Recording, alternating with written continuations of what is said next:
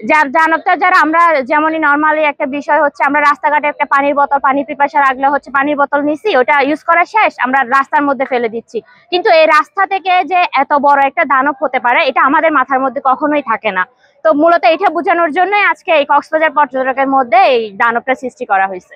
ময়লা আবর্জনা শুধু যে ডাস্টবিনটা আছে, ডাস্টবিন ছাড়া অন্য কোথাও না ফেলে। আমাদের আসলে গণসচেতনতা তৈরি করা দরকার। ওয়ান টাইম প্লাস্টিক গুলো এই যে ব্যবহার গুলো রোধ করা দরকার, প্লাস্টিকের উপরে ব্যান করা দরকার, প্লাস্টিক আইনত ভাবে নিষিদ্ধ করা দরকার।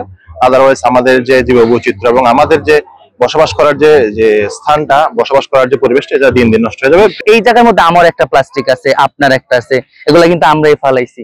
তো এইটা থেকে আমাদের শিক্ষা নেওয়া উচিত যে আমরা আর ময়লা আবর্জনা শুধু যে ডাস্টবিনটা আছে, ডাস্টবিন ছাড়া অন্য কোথাও না ফালাই। কারণ এইগুলা এই জায়গায় ফালানোর কারণে আজকে এই অবস্থা হয়েছে। অনেক টুরিস্ট আছে, অনেক লোক আসে, তারা সবাই দেখতেছে, এটা মেসেজটা আরো বেশি ছড়াইতেছে, এটাই সবচেয়ে উত্তম। কক্সবাজার একটা অন্যতম জায়গা, কারণ হচ্ছে এখানে বিভিন্ন জেলার থেকে বিভিন্ন দেশ থেকে মানুষজন আসে কক্সবাজার এত সৌন্দর্য দেখার জন্য। কিন্তু এর মাধ্যমে দেখা যাচ্ছে যে আমরা আসলে কিছু অসচেতন মানুষ, যারাই আমরাই হই, আরো অনেকেই আছে যারা হচ্ছে প্লাস্টিক এখানে সেখানে ফেলে। দেখা যাচ্ছে বিচে একটা পানির বোতল কিংবা চিপসের বোতল, জুসের বোতল, এরকম বোতলগুলো ফেলাচ্ছে। তো দেখা যাচ্ছে যে আসলে পরিবেশটা যেমন দেখতেও বিশ্রী লাগতেছে, নোংরা দেখা যাচ্ছে, এবং তার কারণে আমাদের পরিবেশটা অনেক নষ্ট হচ্ছে।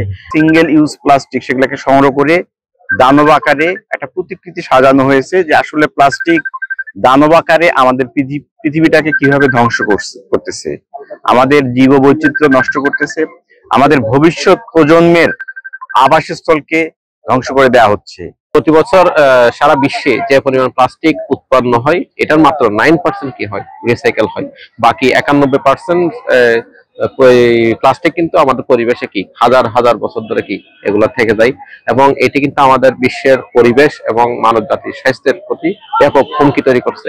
এবং এটা তো একটা উদ্যোগের বিষয়, কিন্তু সবচেয়ে বেশি উদ্যোগের বিষয় হচ্ছে আমরা এটা সম্বন্ধে সচেতন না।